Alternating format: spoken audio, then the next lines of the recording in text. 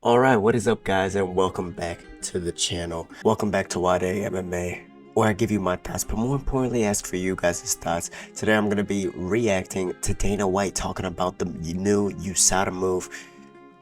So as some of you guys know, Usada is going to be splitting or parting ways with the UFC. A lot of people think this is because Conor McGregor is coming back and that he just recently entered the Usada pool. There's a lot of mixed thoughts on this. A lot of thoughts and feelings from fighters, from fans, thinking everyone's going to be dirty now, and where's the UFC going to go from here? Is there going to be drug testing still? So many questions and not enough answers. However, Dana White just came out with a video. I guess he was interviewed on Pat McAfee's show is what I'm seeing here. However, it aired on ESPN MMA, so I'm not sure if they're partnering with Pat McAfee or not, or what the deal is here, but I know that Dana White is reacting to the Usada UFC split, talking about Conor McGregor and more. So I want to go ahead and show you guys my reaction. I'm going to give you my thoughts as I watch the video along with you guys. So guys, thank you for tuning in today. Thank you for watching. Thank you for supporting me.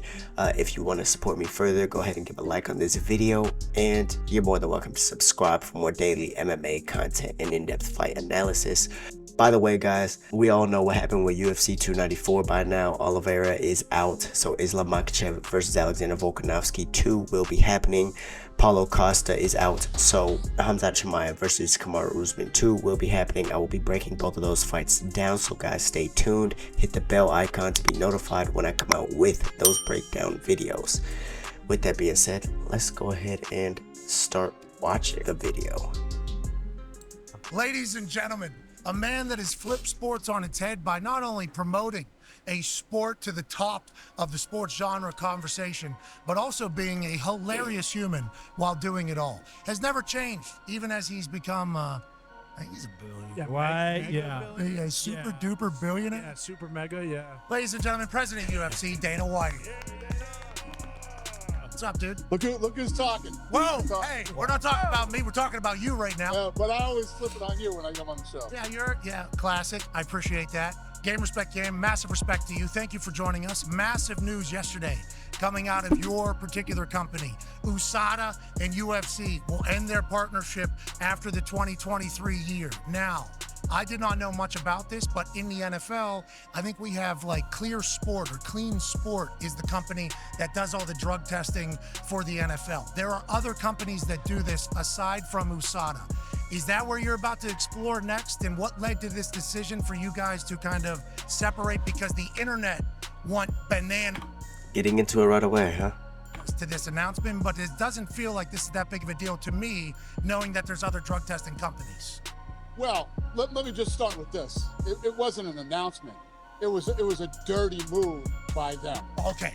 Yeah, there was no announcement yesterday. That was straight up scumbagism. What happened yesterday? Okay. Usada. All right. Good. Yeah. So that will all be addressed today.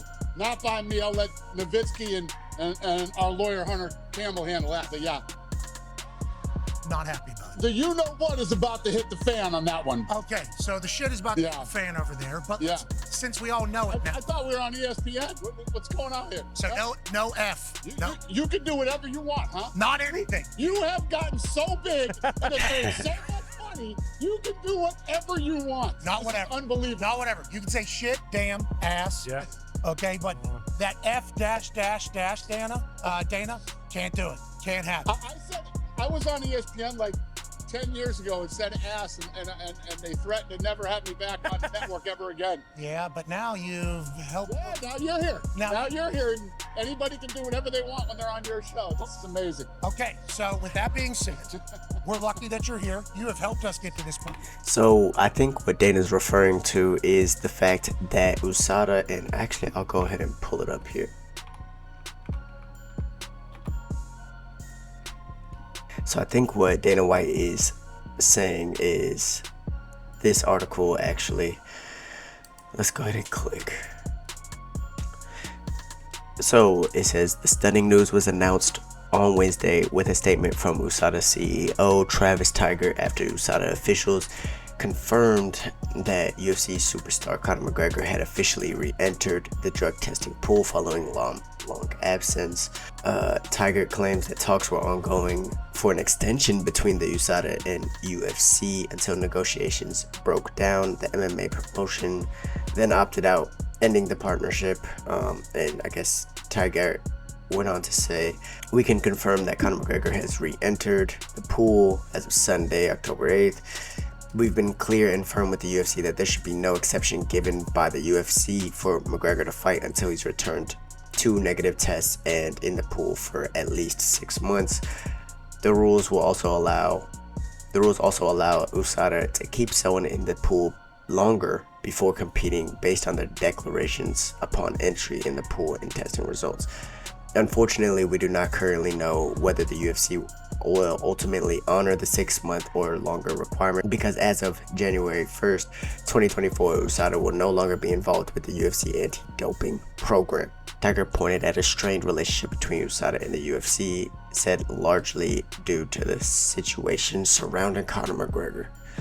So pretty much, I think the reason why he's calling them scumbags is because they're inferring that the UFC is trying to fast track Conor McGregor, and that Usada was being stern on the fact that he should be in the pool for 6 months, given all the popularity that was surrounding this and his re-entering of the Usada pool. Everyone was kind of wondering how fast he would be able to fight again, and if there would be an exception to the superstar in Conor McGregor. And yeah, so I think that's what Dana's referring to as a scumbag move. Tiger coming out with that statement and doing interviews on this and kind of leaking all this information. So we appreciate that. But now that we announced, I guess not the announcement, I'm sorry, them deciding to paint a narrative in a fashion that I assume they wanted the world to know before you had a chance to make your own statement or announce equally that you were going to separate and no longer do business together. What, from your standpoint, is the decision as easy as we want to go with another piss testing company, we want to go with different rules, we want to do it in-house? Because I think Joe Rogan has been very public about, like, UFC should handle this type of thing. If you can get commissioned from the gaming commission, do it yourself, that feels like that makes a lot more sense than paying an independent company, or what are we thinking? No, we would still pay an independent company. It's the best way to do it. You know, we have a standard that we've set here, but a lot of people are not happy with Usada. Our deal is up at the end of the year, and we're working on going in another direction. And then especially after the dirty scumbag move that they pulled yesterday, yes, we will. Yeah. Okay. Like I said, that will be addressed later. The guys that, I don't deal with any of that. You know what I mean? When Jeff Nowitzki came here, he was the most respected guy in drug testing ever. When he started here, that was the greatest day of my life because it took me out of all this, you know, shit. Oh! Whoa! Oh! Kick this guy off. Connor has a question for you, Dana. Yeah, Dana, speaking of the shit, obviously your main event next week had a little bit of a change up with Alexander Volkanovski kind of filling in Abu Dhabi. How does that process kind of start? And is Volkanovski just the baddest mother, you know what, in the world? Or what's the deal here? Because it seems like he is always ready to fight. Everybody that is involved in the main and co-main event in Abu Dhabi are absolute studs. I mean, for Islam, you know, to be training for one guy, then takes Volkanovski to come in late notice and take on Islam again. Then you've got Kamaru Usman to jump in and take on Khamzat Chimaev to accept taking Kamaru Usman. I mean, these type of athletes, these type of the mentality that these guys have is what makes this sport so great and why fans are going crazy and why we broke the internet yesterday with all those announcements. Yeah, huge news, especially because it's all big name fighters. Business-wise, this already been settled. They just have fights under contract, so it's just like, hey, do you want this one? And then it's as easy as yes or no, and then we make it happen, because it seems to come together pretty quick for you here. When you get offered these types of opportunities, when you get an opportunity, this is an opportunity for every one of these guys. This is the type of stuff that makes you great. That is legendary stuff that, you know, to make these matchups again. Islam and Volkanovski, the first fight was incredible. Fans were divided on who won the fight. Everybody wanted to see the rematch. Everybody was asking when it could possibly happen again. And he comes in as a late replacement to do probably the most anticipated rematch ever. Is unbelievable. And Khamzat Chimaev is one of the biggest stars in the sport, undefeated, absolute savage. He's going to take on the greatest welterweight of all time. They're both welterweights, and they're both moving up, to middleweight. And basically right now, Kamaru Usman is ranked number 1, and Khamzat Chimaev is ranked number 4 in the welterweight division. They're both going to fight at middleweight now. Hey, let's go, Dana. That's a big-time card. Give me the quote. I got to read this quote. By the way, for that fight, Kamaru Usman versus Khamzat Chimaev, they're both welterweights. They're both ranked at welterweight, as he's said multiple times now, but it's for the number 1 contendership at middleweight. That's a little interesting. In my opinion, didn't Dricus du Plessis earn his number 1 contendership when he beat Robert Whittaker? I know that he was planning on fighting Israel Adesanya. That didn't work out, and they had that whole beef there. That's why he was kind of getting fast-tracked with the Robert Whittaker matchup, but he still beat Robert Whittaker, the number 1 contender. So why wouldn't he get a title shot? Now, don't get me wrong, I'm a Usman fan, and I'm happy for Usman, and I'm a Khamzat fan, and I want to see Khamzat or Usman in a title fight as soon as possible, but it still goes to show that anything can happen, and I guess take your opportunities with the UFC, right? Guys from Islam Makhachev, and this is the kind of stuff that I'm talking about right here. Give me a second here so I can pull this. I feel like this is going to be a dog quote. Oh, yeah. I feel like the quote that's coming, we're going to say, oh, that's a bad mother dog. Yeah, That's what we're dog. doing. Yeah. So think about this. You get the call to take this fight short notice, to take on Volk, and he says, what does this title represent? It means you're the best in the world. And if you're the best in the world, it doesn't matter who is going to be standing across from you. What do I say? No, never. Let's do this. Let's go! Hey, you gotta love it. You gotta love that that's one of your champions. Feels like you've got the right guys. I love it. I love it. I mean, every one of these 4 guys in the main and co-main event, it's obviously a big moment for us. And just I do, however, think that the card might have just gotten better. I think the only reason why it might not be better is just purely because of the fact that all of these are short notice fights, and that 50% of the people on this card haven't had a full training camp. Now, have they been training? Yes, probably. Have they been training for fights? Probably not. Volkanovski, he was training for Ilya in January, which is still months away. He was just coming off of a surgery, so we know that he's not fully in shape. As far as Kamaru Usman, his fight was 4 months ago. They said they had plans for him, but who knows who he was training to fight, or if he was training to fight. However, looking at him shadow box, looking at him hit the bag, it looks like he's added some new tools, some new weapons, specifically in his striking. So I'm very excited. And UFC 294 might have just gotten sweeter. Let me know what you guys think in the comments down below. Did it get better, or is it not so good? Just a proud moment for me, and to have these types of savages, fighting in Abu Dhabi. I love it. Good. Wasn't this supposed to be about Conor and Usada though? Come on, let's get back to that. Dana, a big conversation going on right now is these NFL teams are traveling, across the pond to play in these games, and they're saying, when should they go? Should you go a week early, a couple days early? Or with your fighters going to long place, kind of like? Yeah, no, it depends on where you're going. Some of these time zones really screw you up. This is Abu Dhabi too, and lots of other variables when you're. And obviously, Yas Island, Fight Island, we learned a lot about after the COVID. You're able to make these deals. I assume with the way these countries have been hospitable to you guys, however long guys want to go, hotels are for them. Like, what is the setup over in Abu Dhabi? And has it only grown and gotten better since the beginning of this relationship? I would assume that's the case.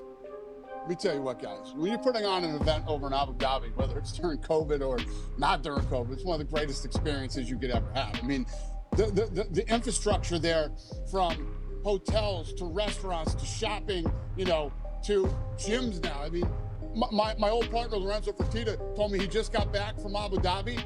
He told me they have this gym that they built in the mall. So it's the greatest gym he's ever seen in his life. And I mean, just everything In the mall. Wow. over there, it's over the top, unbelievable. If you've never been to Abu Dhabi, you've never experienced a sporting event over there, especially like the UFC, you should absolutely do it. Yeah, they've been seemingly going all in over there on sports, but you finding a place on earth that would host fights coming out of COVID shall never be forgotten. Nope. You know, because that first interview, I think past partners say no, so we will eagerly await that day, and then like a month. All right, man, stop. Get off of Dana's. Jesus Christ, this man is riding it like Comanches on their horses. All right. Later, Fight Island. Yes. I found it on the. It was an American, you know, like real. Just the amount of grit that's in. You got to stare down a lot of corpo. A lot of people. That wanted. Still on it. Hey, surprise. Obviously, you have two electric new champions in Sugar Sean O'Malley and Sean Strickland. I believe it's been reported that the winner of Kamaru and Khamzat will take on Sean Here we go. Strickland. Let's talk Is about that this. true? And is there a super card brewing here with Sugar Sean Strickland first defenses on the same card, maybe with McGregor in December? Yes, that is an absolute fact. The fact that these guys are taking this fight short notice, they will get the next shot at the title, you know, barring injuries and other things that could possibly happen. But who knows? Every year I say to myself, this year was incredible. How do we beat this year next year? Yet shit just keeps falling in line and keeps happening. It's amazing, man. It's the fun thing about the sport. One of the things that I've learned in being in this sport is reality is better than any script you could ever write. Okay, so let's talk about the reality of the situation. Conor and Chandler supposed to fight, everybody on earth. That super card being built and being talked about would be absurd. And if you did, I mean, Super Bowl weekend is in Vegas. I mean, it could be a huge thing. I don't know how you do pay-per-view points for all the chomps, especially with Conor involved. You would have to deal with that. But Conor McGregor returning to an octagon, we all assume is going to happen, right? We all believe that? Yeah, well, if you look at this year, the fallout from this year, the Abu Dhabi card that's coming up, we go to Madison Square Garden with John Jones faces Stipe Miocic. As we go into next year, we have the Super Bowl coming up. We have UFC 300 coming up.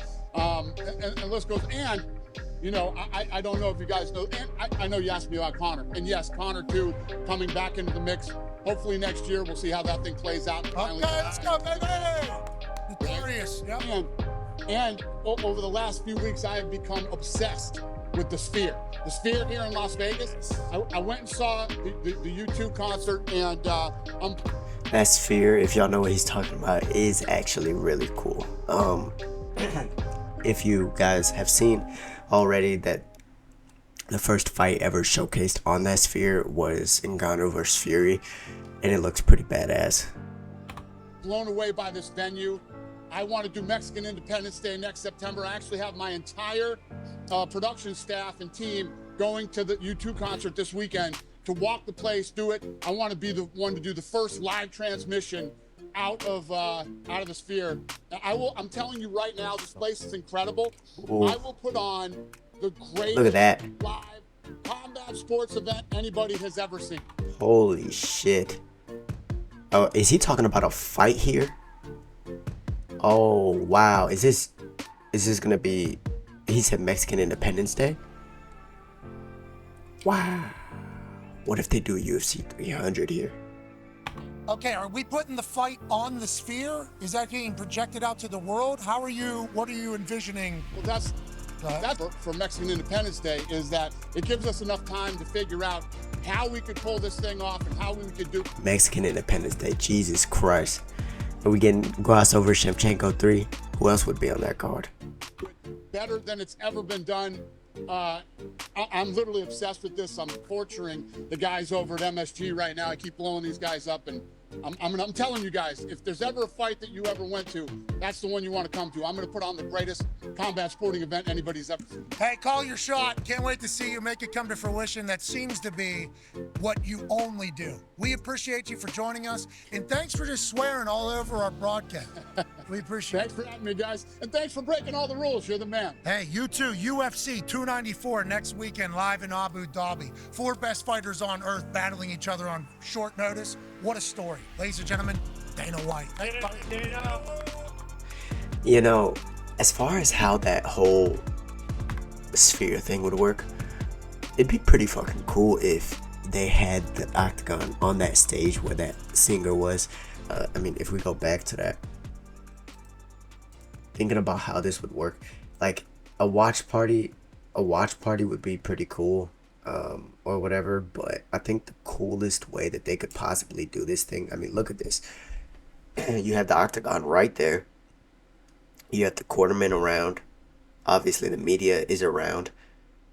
And everything is just projected off of the sphere. That would be pretty dope. But I don't know how that's going to work. I don't know if they're going to do a watch party. What are your guys' thoughts on that? How do y'all think that they're going to end up doing this thing in this sphere? That's breaking news. That's big.